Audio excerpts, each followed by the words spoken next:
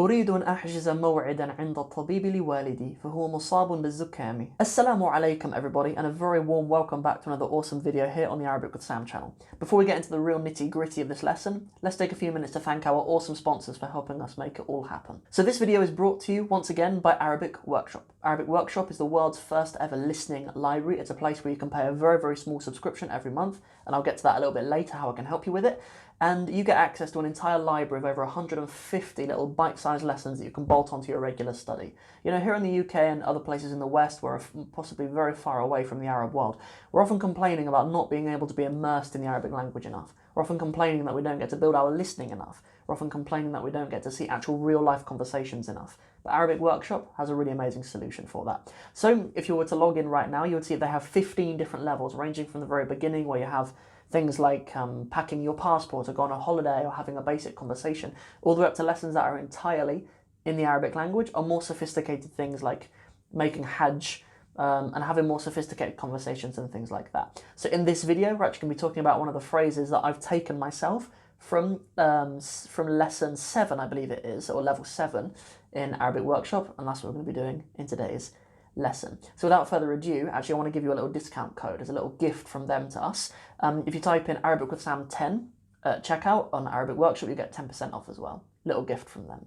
So without further ado, let's get into the video. So one other tiny little thing that I'd like to announce just before we start breaking down all of these words, because we've got a really amazing lesson this week. Like I've got quite a lot of little insights that I think I can add to it. So I think we're going to be building our vocab by about another 20 words. And we'll also get an opportunity to revise a lot of really kind of fundamental Arabic grammar too. And, you know, I always like to kind of pick up on some nuances and stuff in there. So we've got loads coming up. But just before we get into it, I want to wish a very warm welcome to the new students this week onto the Arabic in 60 Steps program. So we had Omar. We had, please forgive me if I'm mispronouncing your name, Massimiliano. If you're Spanish, I assume the two L's are pronounced like a yeah instead of a la. Mazha, Vincent, Erzoy, Bilal, Enes, Aisha, and Alicia from Barcelona. So a very warm welcome to you guys. Those are all the new students who joined the Arabic in 60 Steps program this week. So let's get into this little phrase that we're doing today. So what does it begin with? We have أريد أن أحجز موعدا عند الطبيب لوالدي فهو مصاب بالزكام. So what is this first word? We have أريد, a staple for the Arabic student. You know, we should all know this. It's one of the words that's probably most violated by most other dialects. I mean, for something so basic, it just means I want, right? أريد. It comes from the verb أراد. It's أراد in the past tense. And if you were to say I wanted, it would be أردت. But أريد is the present tense. And it's a form 4 verb, and in different dialects, I mean, it's, as I say, like it's one that there are various perversions of it in all these different dialects. I mean, in Egyptian dialects, I believe they say "ana ayiz" for I want something. In Palestine, definitely, and I think in also Syria, Lebanon, they say "ana biddi." So very different, but in Fusha it is "uridu." You very commonly hear "uridu" with "n." "N" is the way of saying to or that, but in this case it really means to, because you're saying uridu en, I want to, right? Uridu en. And you'll use en when there's a verb that comes after it, right? Uridu en, and in this case we have uridu an ahjiza. So why is it ahjiza? You know, we know that normally when we conjugate verbs, you know, we end up with an u on the end. Like we had arada, yuridu, or uridu in this case. But it's ahjiza, and it has to be a fatha. In fact, in Arabic Workshop, you'll notice that although they don't put all of the harakat in normally, they have made an effort to put that fatha on the end of ahjiza, and it's because of an. You know, en is one of these words that makes the verb that come after it what we call mansoob, or a case. It usually means it has a fatha on the end. Not always, but definitely when you're talking in the singular, it means there's a fatha on the end. So what does ahjizu mean? Well, there is a verb, hajaza. In this case, it's conjugated as ahjizu, but I believe it can also be ahjuzu. I don't know if it carries a different meaning, but I've definitely heard hajaza, yahjuzu. I've definitely heard it. But ahjizu, it does sound right though. I've definitely heard it more. But I think it's one of those verbs that can be one or the other. Like you can conjugate it in a number of different ways. It means to book or to reserve something, really. Like it's like I guess if you were to look up hajaza in the dictionary, it'd probably carry more of the meaning of like to restrict something. But you know, you can kind of see where the meaning to restrict something can become to reserve something. They're kind of the same thing. If you'd like to say, like, I like to restrict a time for me, it's the same as kind of booking it, isn't it? And you might see the word, the masdar, or the verbal noun that comes from it is hajzun. And you might hear things like hajz al-tayran or hajzun lirrihla or something like that. It's like a travel reservation or something like that. Like the term hajj is a reservation. In this case, the speaker is saying uridu an ahjiza. So I want that I reserve. Okay, I want to reserve. Or I want to book. What does he want to book? He wants to book a maw'id. A maw'id. A maw'id really just means an appointment. Yeah, it's a scheduled appointment. I really actually like this lesson because in the response to it, it's a conversation at the doctor's, right, is what's going on. Like a person is coming and they're saying, I need to book an appointment for, we'll get to what it's for. But in the subsequent sentences, the receptionist uses the plural of the word maw'id. So she says something like laysa ladayna mawa'id shaghir or something like that, shaghira, something like that. Like we don't have any available mawa'id. So it's quite nice that kind of in the question, the script writer in Arabic Workshop chose to demonstrate the singular and the plural. It's really nice how they've done that. I think there's only really people like me who will spot little extra efforts that they've gone to like that, but it'll affect the students' Arabic, so it's really cool. So anyway, so they're saying uridu an ahjiza maw'idan. Good little phrase for you to bear in mind if you're ever in the Arab world and you need to book an appointment. So what does he want to book an appointment for? He says عند الطبيب. عند الطبيب. So what is a tabib? A tabib is a doctor. The term tibbun is the word for medicine, tibb, and the plural of tabib is atibba'u. Tabib, atibba'u, yeah, and then tibb, just for medicine generally. But he's saying عند الطبيب. Nice use of عند here actually. It really means with the doctor, right? He wants a maw'id and عند الطبيب. But عند, we normally hear it to mean have, right? Don't we? Like we say عندي, I have, عندك, you know, عندها, you know, like in Armiya, that's kind of how it's said. But عند really does mean with, right? That's really what it means. And most of the words that we use for have, they really mean with in their essence, right? Like even we can use the word ma sometimes. If I say like ma'i qalamun, it means like I have a pen, but when you say ma'i, it means it's literally with me, it's literally on my person, right? It's usually used with mafatih, with keys, or with pens or books and stuff like that. But yeah, with the doctor, عند الطبيب. And bear in mind as well, it's also a kasra on the end of tabibi because of عند. Anyway, so he wants an appointment with the doctor. Yeah, أريد أن أحجز موعدا عند الطبيب. What for? He says لوالدي. لوالدي. So a walid, you might notice that it's in the same pattern as a katib, a writer, or a qari, a reader or reciter. Yeah, and it is the person who actively does walada. Walada kind of means to bear a child, I guess. The term walid is often sort of used in the Quran to mean like parents. When you say walidayya, it means like my two parents. Or just two parents would be walidaini or walidani, depending on its case. But the script writer has chosen to use walid instead of ab, instead of father. It really means father, right? But it could mean a parent. It could mean a parent, but you know, but because the speaker's choosing to use walid instead of walidatun, it's walid, it's his father, right, that he's talking about. So, and the E on the end just means my, okay, liwalidi really means for my father, right? So yeah, so أريد أن أحجز موعدا عند الطبيب لوالدي. So I want that I book an appointment with the doctor for my father. Why? فهو. فهو. So this is two words really going on here. We have a fa and a huwa.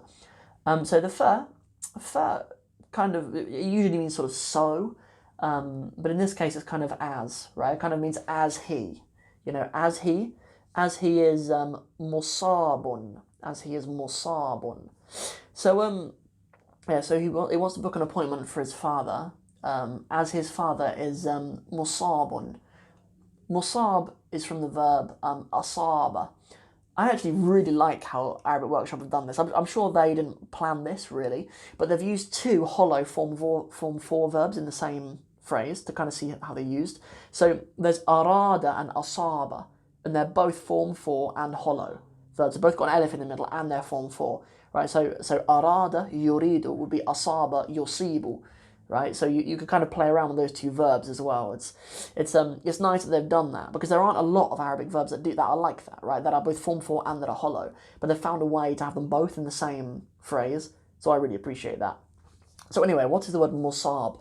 Musab must be the passive participle, the ism maf'ul of asaba. So it means he is afflicted with something. The verb asaba means to afflict with something. I mean, the word musibatun is an affliction of something. I mean, you know, I remember hearing a lecture a long time ago. I think it was a tafsir class that I went to, where our teacher was talking about how really the origin of the word asaba means to hit a target very specifically.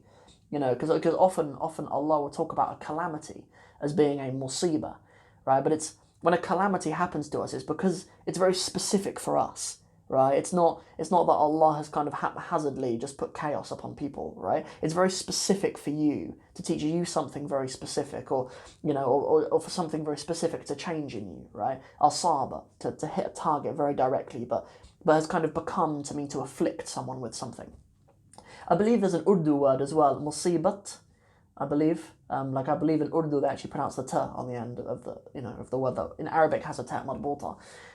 But yeah, please let me know, Urdu speakers, please put it in the comments below if you do know that, by the way, because I'm sure I've heard it. My best friends are Pakistanis, and I've heard them use the term musibat to mean an affliction or a calamity or something. But anyway, so we're saying fahuwa musabun. He has been afflicted with what? It's good as well that they say bizzukami, because often you say often you have asaba bi something. It's quite common in Arabic that you have verbs that need prepositions with them, right? And asaba, if you're saying that he's afflicted with something, you'll put bi after it as well. So asaba bi kada wa kada, whatever it is, right? So fahuwa musabun. So he is afflicted bizzukami.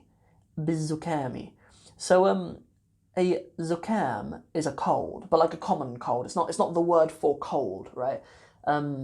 Yeah, it's specifically for like a flu kind of common cold. I have one a little bit at the moment, so it's very apt.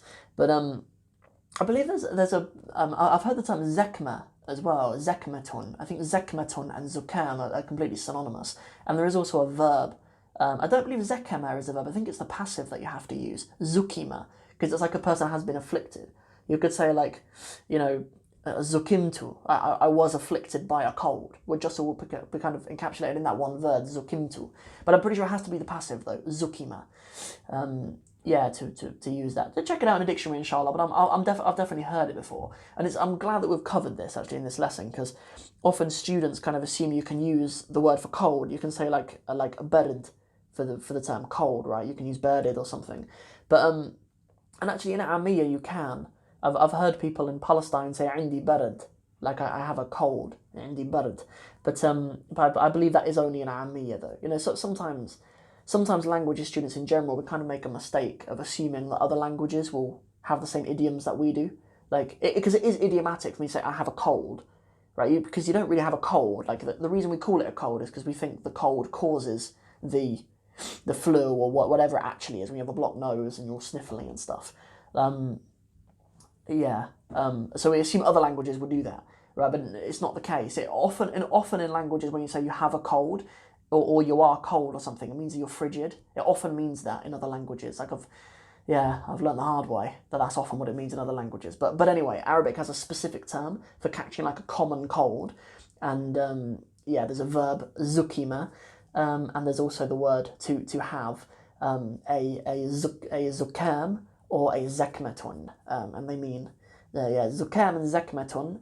I'm 99% sure they mean exactly the same thing, because I've heard them both used entirely interchangeably.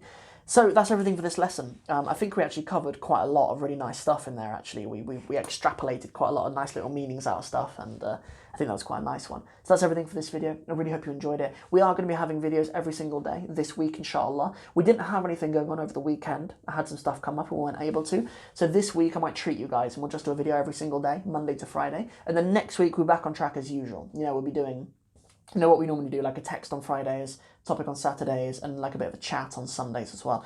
I have some guests lined up for the podcast that I've got in the works. I really want us to work out soon, inshallah. There's a polyglot who's reached out to me called Steve Kraufman, and he's quite big. Like, if you're into learning languages, you've probably come across his stuff before. And his team have reached out to me, and we'd like to do a podcast together. So I'll let you guys know, because we tried to schedule it for this weekend. It didn't work out. He's in the States. He's actually from Canada originally. We're trying to figure that out. So him, and then obviously for a long time I've told you guys that we would have brother Ismail Beaumont on the podcast. We'd have Saad ibn Mansour, and we'll have brother Imran ibn Mansour, aka Dawah Man, as well on the podcast too. It'd be really nice to have all of those guys, because I know them all. I know them all personally, and they have agreed to be on the podcast. It's just scheduling and everything. But if we get those 4 episodes of the podcast out in the whole of February, we'd be in for one hell of a month, inshallah. So I hope you guys are looking forward to that. So if you enjoyed this video, and if you did, don't forget to like and share it, and don't forget to subscribe to the channel as well. And while you're there, don't forget to hit the little bell as well, so you get notifications all week long on all the stuff that we're releasing here on this channel. Have an amazing week. Assalamu alaikum wa rahmatullahi wa barakatuhu.